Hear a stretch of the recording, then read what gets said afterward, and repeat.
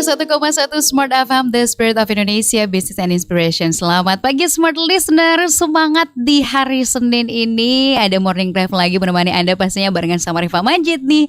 Gimana? Udah belanja belum untuk keperluan seminggu ke depan, grocery shopping gitu Smart Listener? Tapi pernah gak sih Anda tuh belanja atau beli satu brand saking mereknya sama atau hampir mirip ya, Anda jadinya salah beli Smart Listener?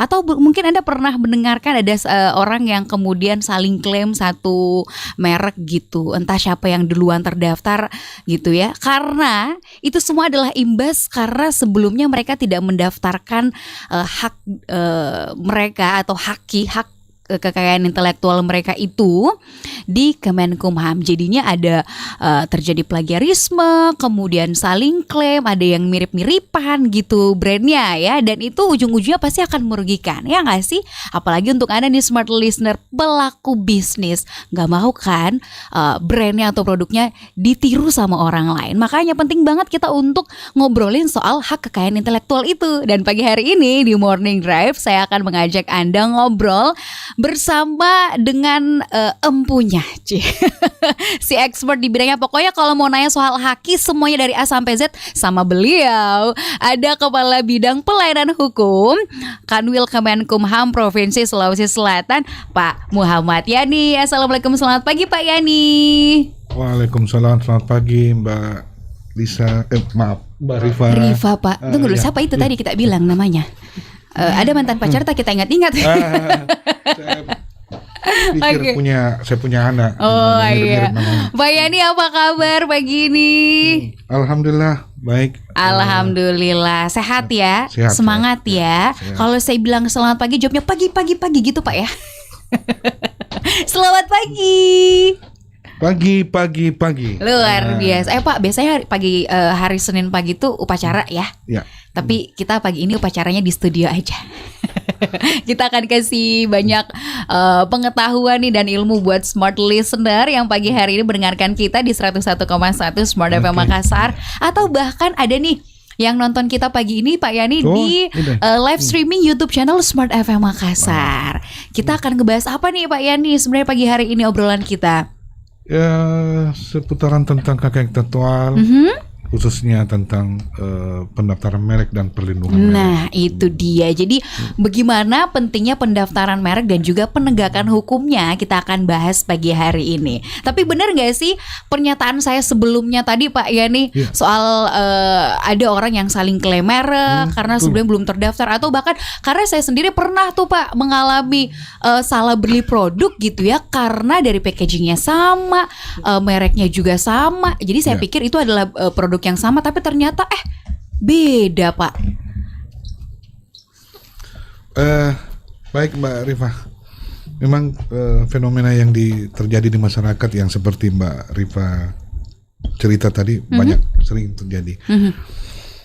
Sebelum kita cerita tentang merek secara khusus, saya mau cerita dulu sedikit tentang kekayaan intelektual secara apa itu kekayaan intelektual Pak? Jadi kekayaan intelektual itu konsepnya hasil olah pikir dari seseorang yang dalam bentuk proses dan menghasilkan suatu karya. Jadi kalau baru dipikir, baru dalam bentuk ide tapi belum dituangkan, itu belum ya. Harus dituangkan. Ide itu harus dituangkan dalam bentuk proses, dan setelah dituangkan akan dilindungi oleh negara. Makanya kenapa dilindungi oleh negara? Karena akan muncul nanti hak komersialnya. Kalau sudah di dalam bentuk hak komersial, pasti negara akan turut campur tangan dalam hal perlindungan dan penegakannya. Kalau menyinggung merek secara khusus, merek itu adalah satu tanda, bisa satu tanda dalam bentuk huruf, angka, warna, gambar juga. Atau kombinasi dari semuanya dalam satu tanda yang membedakan barang dan jasa. Jadi lain merek untuk barang, lain untuk merek jasa, dan merek itu tidak bisa menjadikan simbol suatu barang atau jasa. Misalnya contoh kita jual kopi misalnya, nggak bisa mereknya kopi. Mau jual air nggak bisa mereknya. Yang jelas merek itu merupakan satu tanda yang bisa membedakan barang dan jasa yang satu milik kita dengan milik orang lain. Itu pembeda ya, gitu. Makanya merek tuh harus beda-beda, nggak boleh sama kan ya. Kalau sama coba dilihat dulu, apakah salah satunya udah terdaftar di HAKI atau belum. Betul. Gitu ya. Kalau tadi Pak Yani udah sempat menyinggung kalau ternyata kekayaan intelektual itu adalah ide yang dituangkan dalam satu karya, kemudian negara ikut bertanggung jawab atas haknya kalau sudah terdaftar, gitu ya. Nah, tapi HAKI sendiri atau hak kekayaan intelektual itu sebenarnya ada berapa jenis sih Pak yang dilindungi oleh negara gitu?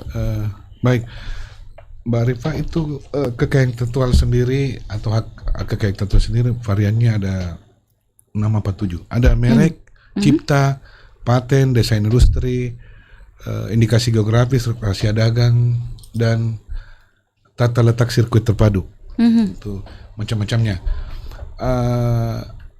Bedanya merek tadi yang seperti, kalau secara umum saja saya singkat-singkat, kalau paten itu dalam bentuk suatu proses teknologi, jadi harus bersifat teknologi tapi inovasi baru, baru masuk paten. Kalau cipta bisa jadi hasil karya satu buku, foto, lukisan, atau program komputer yang dituangkan dalam satu ciptaan. Jadi pada umumnya yang berlaku di masyarakat atau istilah-istilah di masyarakat, banyak yang selalu salah kaprah. Misalnya masyarakat datang untuk mematenkan merek. Jadi apa nih sebenarnya sebutannya? Mematenkan merek atau mendaftarkan merek? Harusnya mendaftarkan merek. Oh, mendaftarkan merek. Jadi mudah-mudahan dengan kegiatan seperti ini bisa membantu masyarakat bahwa yang dimaksud dengan merek paten itu beda, bukan mematenkan suatu merek, atau mendaftarkan suatu merek. Oke, jadi karena ternyata hak cipta itu sendiri, maksudnya hak kekayaan intelektual itu tadi banyak jenisnya, gitu ya. Betul. Tapi yang paling familiar di masyarakat tentang merek, hak paten, hak cipta, gitu ya. Dan masih banyak lagi. Makanya yang paling penting sekarang itu gimana kita mendaftarkan merek, bukan mematenkan merek itu tadi ya. Nah, ini luar biasa smart listener. Semakin penasaran saya sebenarnya, karena kalau kita ngebahas soal merek ini, karena banyak kasus yang terjadi gitu ya di masyarakat, mungkin ada salah satu yang pernah menjadi korbannya gitu. Makanya saya undang Anda untuk bisa ngobrol juga bersama kami pagi hari ini. Boleh melalui WhatsApp di 0811461011 atau bisa tuliskan langsung komentar Anda di kolom komentar YouTube channel Smart FM Makassar di live streaming kami pagi hari ini ya. Karena udah on air dari tadi, udah banyak juga nih, ada beberapa komentar yang masuk, nanti akan kita bacakan ya Pak Yani satu-satu. Nah, kita masih akan kembali nih Smart Listener membahas soal gimana pentingnya pendaftaran merek dan juga penegakan hukumnya. Tentunya masih bersama Kepala Bidang Pelayanan Hukum Kanwil Kemenkumham Provinsi Sulawesi Selatan. Masih membincang soal pendaftaran merek, gimana sih pentingnya merek kita tuh terdaftar Smart Listener dan perlindungan hukum seperti apa yang kita dapatkan. Nah, kalau khusus di Sulawesi Selatan sendiri nih Pak Yani, biasanya kasus yang sering terjadi atau yang sering ditangani oleh Kanwil Kemenkumham Sulawesi Selatan itu apa saja sih? Kalau di Sulawesi Selatan khususnya? Baik, makasih Mbak Arifah. Di Sulsel khususnya kasus-kasus merek itu belum terlalu nampak, gitu. Masih ada 1-2, tapi itu hanya proses saling klaim pendaftaran saja. Yang umum saja yang terjadi ini, misalnya lagi marak-maraknya sekarang antara, tapi saya cerita tentang kasusnya doang. Rubens gitu. Ayam geprek. Gitu. Kayaknya seluruh orang Indonesia tahu deh soal itu ya. Kan mereknya hampir sama, logonya juga hampir sama. Karena mungkin pengetahuan beliau-beliau itu minim, ataukah ingin supaya cepat terkenal pakai logo, kan kalau cerita ayam pasti logo ayam. Padahal sudah ada yang pakai sebelumnya. Jadi sistemnya merek itu first to file, cepat-cepatan. Siapa yang duluan daftar itu yang diterima. Contoh yang umum, tapi ini juga bukan di Makassar, misalnya yang sudah daftar dan ditolak biskuit Oreo, tapi ada yang daftar Rodeo, sama-sama biskuit juga, itu ditolak. Bentuknya juga sama. Logonya juga hampir sama. Dengan ada rokok Wismillah dengan Bismillah. Nah, itu mau ikut-ikut mau ini. Jadi mungkin ya itu tadi yang saya bilang kurang pemahaman, ataukah supaya gampang cepat terkenal ini barang mendompleng merek-merek yang sudah terkenal. Padahal bagusnya, apalagi kalau kita di Makassar pakai kearifan lokal, kata-kata di sini mungkin itu lebih tepat dan kecil kemungkinan ada samanya. Benar. Nah, tapi sebenarnya apa keuntungan secara spesifik nih yang masyarakat akan rasakan ketika misalnya itu kan tadi contoh-contoh kasus yang sering terjadi saat ini gitu ya. Kalau misalnya udah mendaftarkan atau saat ini proses mendaftarkan mereknya di Kemenkumham gitu, apa sebenarnya keuntungan yang dirasakan nih oleh masyarakat? Baik, terima kasih. Pertama tentu ada beberapa banyak keuntungan yang bisa diperoleh kalau kita sudah daftar. Kan pendaftarannya itu perlindungannya selama 10 tahun. Dalam hal 10 tahun dilindungi oleh negara, tentu banyak keuntungan secara moral maupun material. Misalnya satu, kalau sudah daftar yang sudah mempunyai perlindungan hukum mereknya dan sudah terkenal. Kalau ada merek itu banyak yang mau pakai, tentu buat ini apa namanya yang franchise itu seperti salah satu ada merek warkop terkenal di sini dan punya cabang banyak-banyak. Itu kan kalau dia mau pakai itu merek harus minta izin sama yang punya. Jadi kalau dia mau supaya gampang juga terkenal dia punya jualan pakai merek itu, tentu ada keuntungan secara material diterima sama pemilik merek. Buatlah kerjasama bahwa saya pakai merek mau sekian lama pembayaran royaltinya sekian. Jadi merek-merek yang sudah terkenal itu kalau ada pengusaha atau UKM yang baru membuat, tapi supaya cepat gampang aku itu mendompleng atau bukan mendompleng, memakai merek yang sudah terkenal. Tentu tapi dengan izin dulu sama empunya gitu ya. Ya. Ada juga yang kuliner di sini.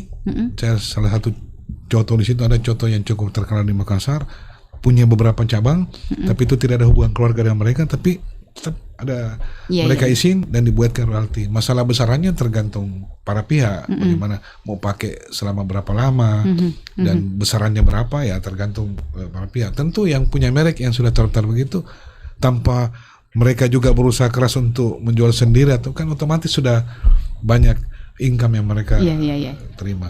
Dan kalau secara moral, begitu merek itu sudah terkenal, otomatis nama pemiliknya ikut. Misalnya apa yang sebut satu merek ini? Boleh, silakan.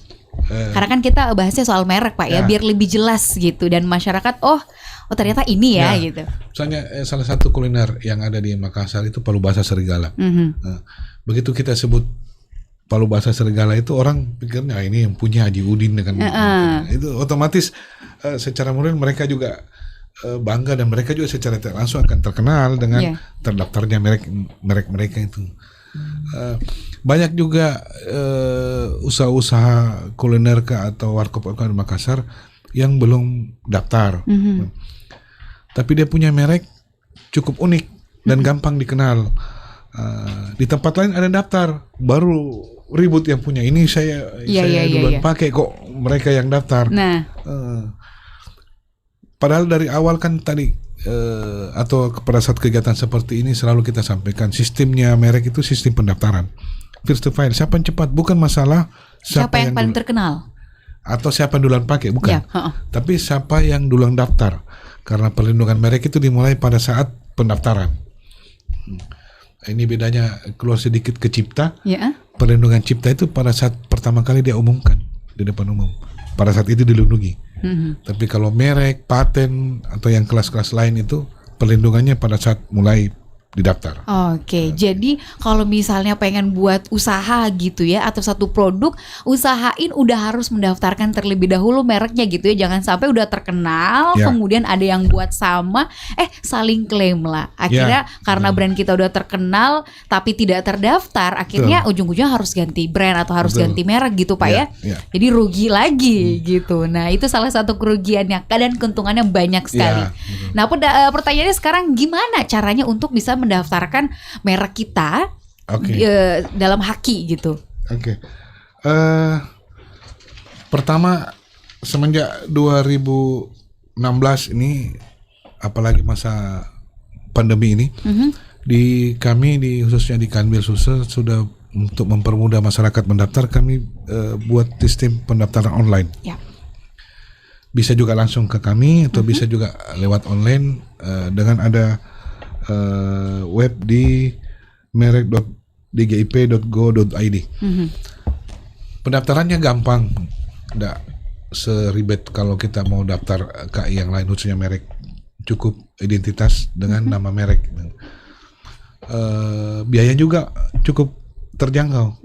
Kalau biayanya secara umum 1,8, kalau pendaftaran UMKM itu 500.000. Oke. Jadi ada beda cukup jauh antara masyarakat umum yang mau pakai usaha sendiri dengan UMKM. UMKM mungkin jauh lebih murah karena pemerintah juga, apalagi masa pandemi ini, turut tangan atau turut campur meringankan beban-beban teman-teman di UMKM. Oke. Jadi semuanya bisa diakses dengan mudah gitu ya. Iya. Tinggal buka aja di laman resminya merek.dgip.go.id. Biayanya juga tadi udah disampaikan sama Pak Yani gitu ya. Kalau untuk UMKM malah hanya 500.000. Tapi prosesnya gimana nih Pak ini? Karena saya pernah nih ada kasus teman saya ya punya usaha gitu, UMKM lah ya, kelas UMKM gitu. Tapi punya cabang banyak. Nah, dia mendaftarkan mereknya di Haki gitu ya. Mendaftarkan mereknya, tapi dia dapat sertifikat hak merek itu ketika bisnisnya udah tutup gitu. Beberapa tahun kemudian baru keluar sertifikatnya gitu. Apakah selama itu prosesnya atau gimana? Boleh dijelaskan? Baik, Pak. Memang 5 tahun yang lalu sistem pemeriksaan merek itu masih sistem manual. Kalau dengan sistem manual, dengan proses pemeriksaan kurang lebih 18 bulan, itu nggak bisa secepat 18 bulan. Walaupun undang-undang sebelum 2016 menjamin itu bahwa 18 bulan baru selesai, nggak bisa karena sistem pemeriksaannya itu, kita ajukan permohonan merek, pemeriksaan substantifnya itu bukan hanya di daerah yang diajukan pendaftaran, tapi semua secara umum di Indonesia, tiap-tiap ibu kota provinsi dan negara-negara tetangga yang Indonesia temani kerjasama khusus di bidang kekayaan intelektual. Jadi prosesnya lama. Setelah 2016 itu agak ada perubahan sedikit menjadi sistem semi digital, sudah by system. Itu agak lebih cepat gitu ya. Lebih cepat, lebih menjamin. Itu undang-undangnya berubah jadi 18 menjadi 15 bulan dan itu bisa kurang dari 15 bulan. Terakhir di 2020 ini sudah ada undang-undang Cipta Kerja. Di situ khusus untuk UMKM malah lebih cepat lagi. 9 bulan prosesnya. Wah. Udah selesai. Kayak orang lahiran itu Pak ya. 9 bulan udah. Ya. 9 bulan sudah brojol. Iya. Udah keluar sertifikat mereknya gitu ya. Proses pendaftarannya cukup mudah yang tadi saya bilang. Penting identitas pendaftar atau masyarakat yang daftar jelas, lengkap, KTP-nya, terus merek yang dimaksud, logo. Bisa masyarakat kalau mendaftar online bisa scan sendiri, langsung daftar di laman tadi, ataukah kalau mau didampingi langsung ke kantor wilayah di Sultan Lauddin. Prosesnya kalau pendampingan itu kurang lebih tidak sampai sejam lah. Selesai pendampingan sudah di scan sendiri, akan keluar nanti billing kode pembayaran.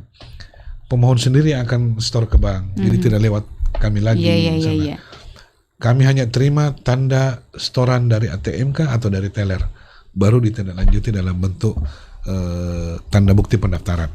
Dan setelah mendaftar itu urusannya sehari aja gitu ya. Kalau terus pendaftaran ya. Nah, untuk pendaftaran. Nah dari situ udah mulai nih dilindungi merek kita gitu ya. Sudah mulai dilindungi. Jadi sertifikat merek itu akan keluar nanti sesuai dengan tanggal pendaftaran. Oke. Jadi misalnya kita keluarin daftar misalnya 1 Januari 2020. Nanti keluar di 1 Januari di 2021.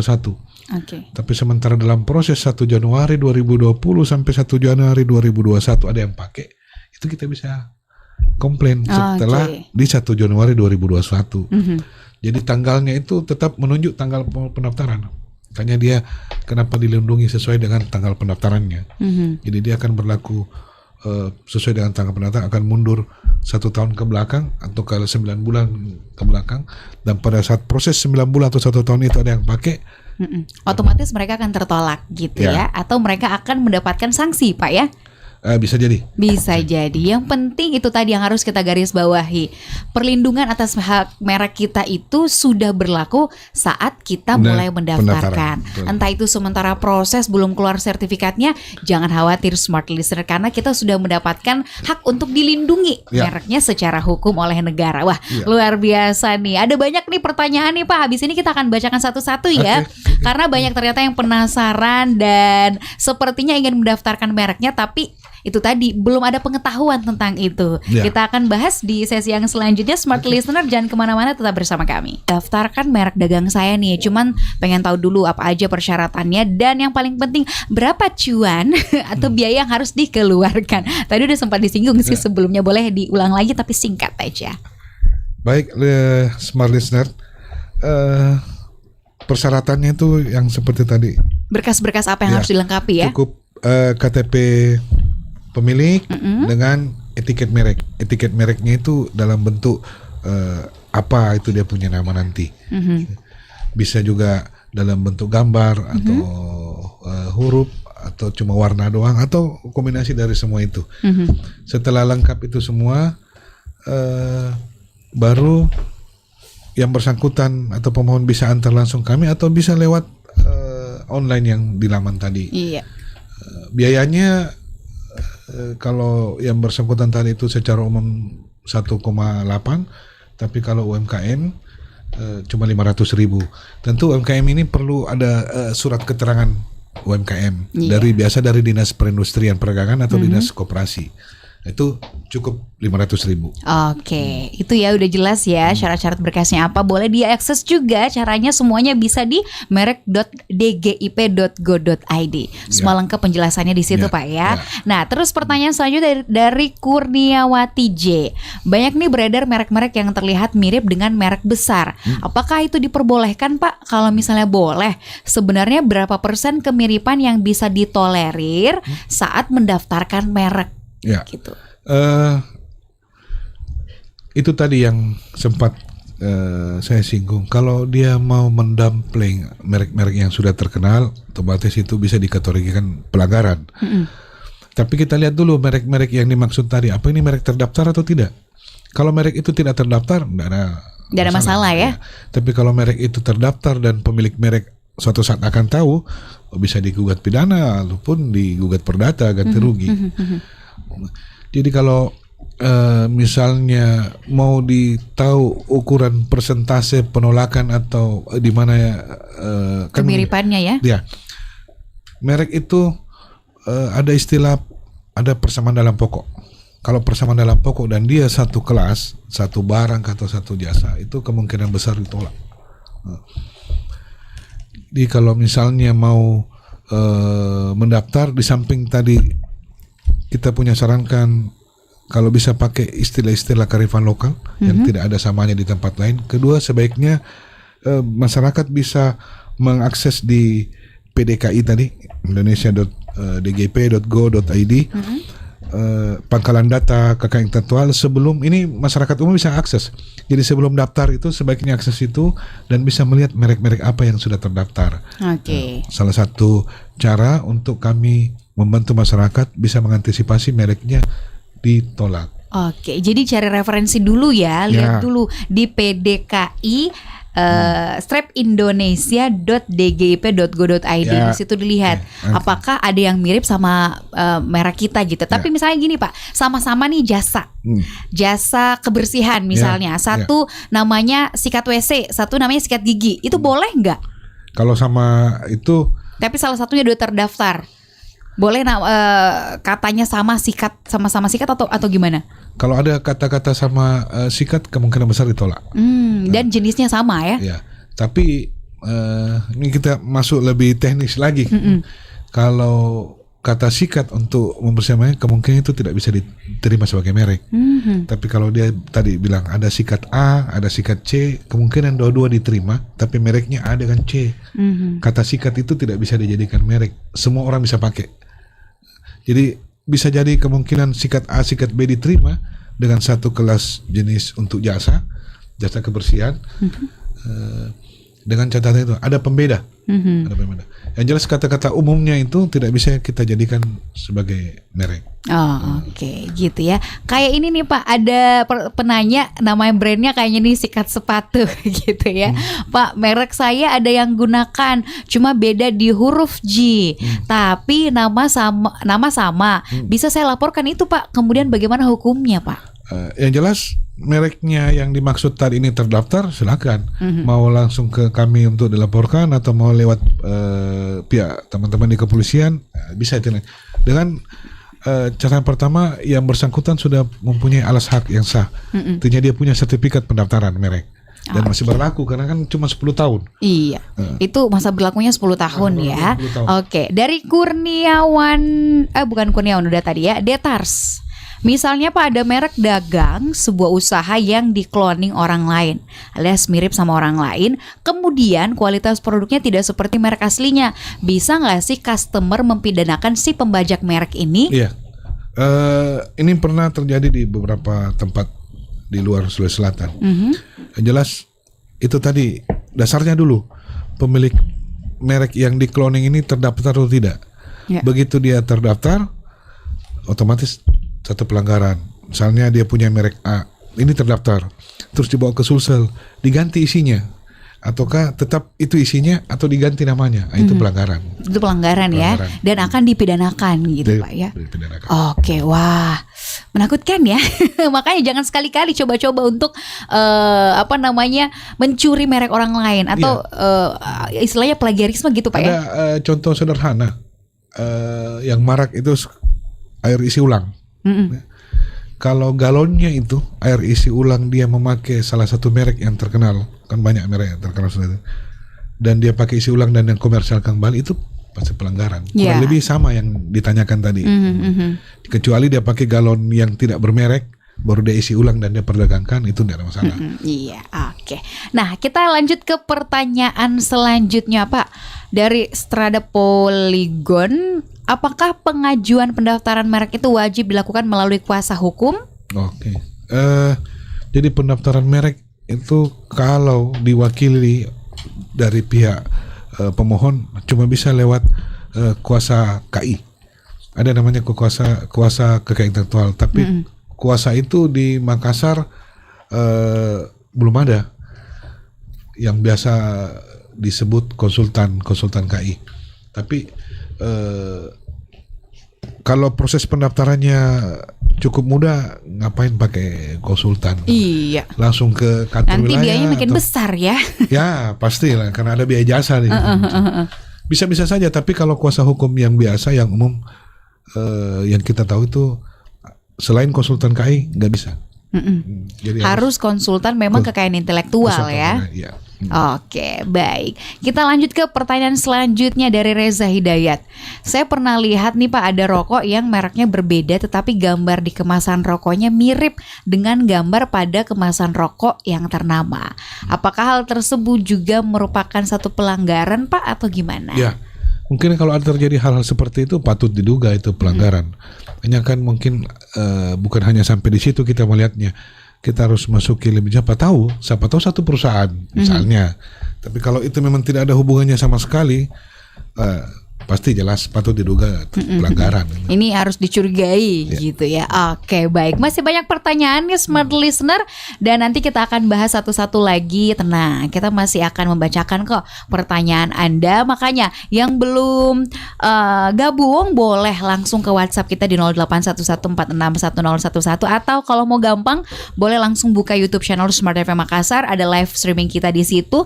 Tuliskan komentar Anda, nanti akan kita bacakan. Masih lanjut membahas tentang pendaftaran merek Smart Listener. Saya mau bacakan pertanyaan lagi yang udah masuk nih.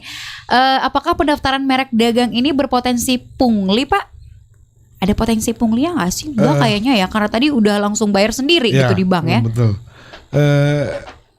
Di kami sudah mengantisipasi hal yang seperti itu.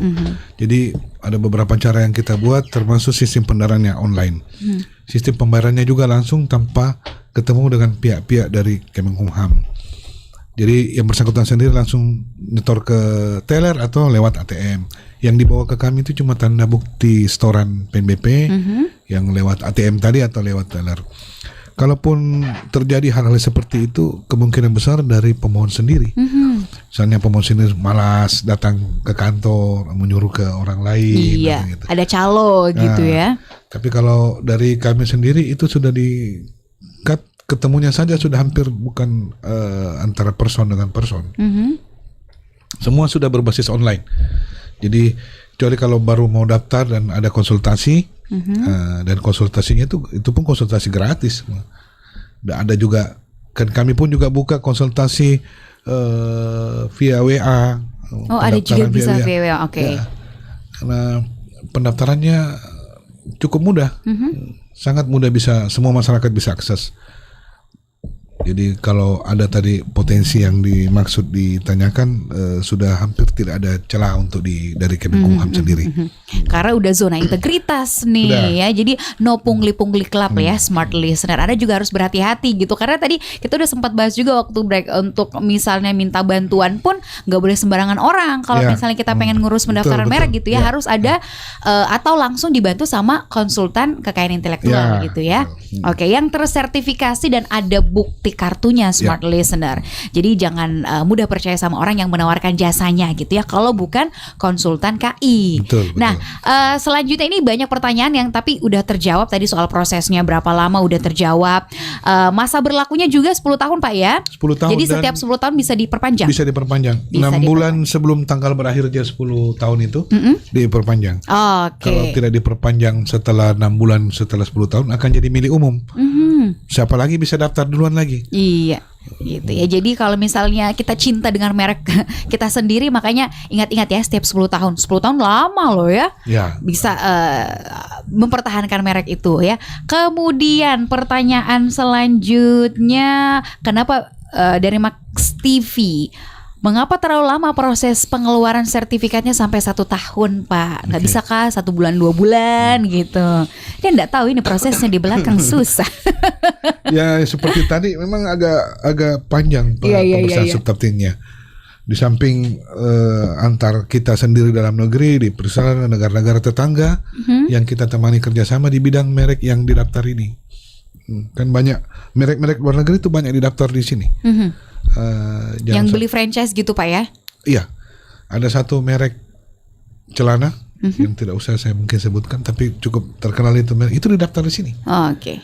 Jadi apapun merek itu dipakai orang di sini nggak bisa. Oke, baik, sudah terjawab ya. Nah, kalau misalnya nih Pak, kan tadi Bapak udah sampaikan bahwa ada proses yang panjang gitu ya untuk mengecek apakah merek ini sudah digunakan orang lain atau belum gitu. Anda juga bisa mengeceknya di pdki-indonesia.dgip.go.id. Biasanya dalam pengecekan merek tersebut atau misalnya selama proses pendaftaran dan menanti sertifikat itu, apa biasa kendala-kendala yang dihadapi nih Pak? Makanya prosesnya agak molor gitu mungkin.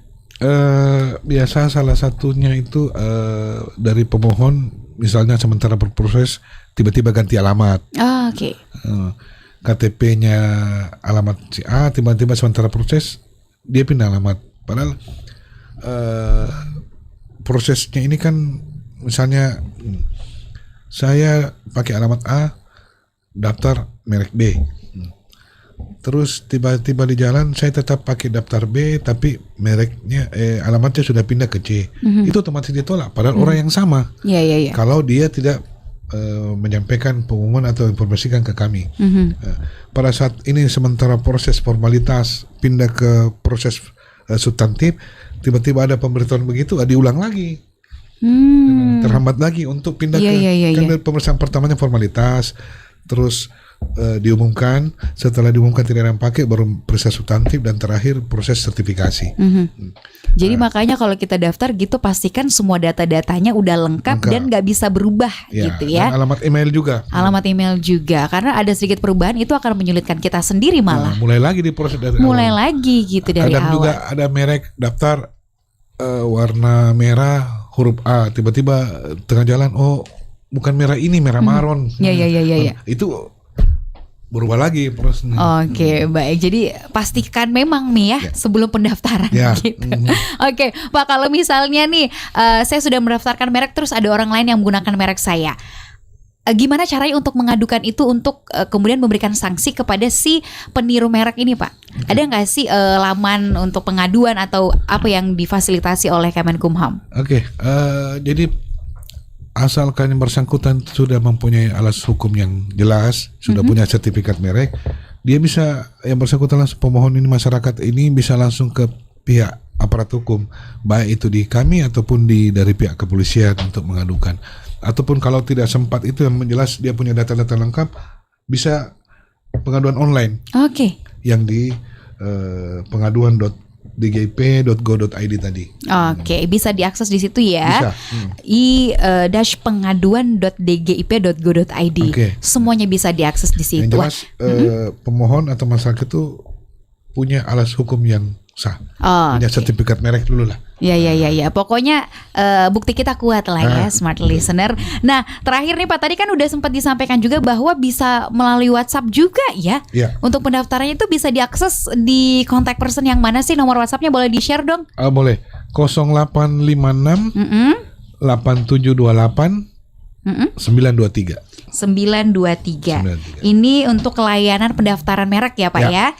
Di 0856 8728 923. Gampang sekali, biayanya juga udah murah sekali. Apa Pi? Ya kan? Makanya untuk menghindari kerugian di masa yang akan datang, ada yang niru-niru merek kita, makanya dari sekarang langsung daftarkan merek Anda, smart listener, biar aman ke depannya, hati juga tenang. Bisnisnya insya Allah lancar. Pelayanannya 24 jam. Pelayanannya 24 jam. 24 jamnya jam normal.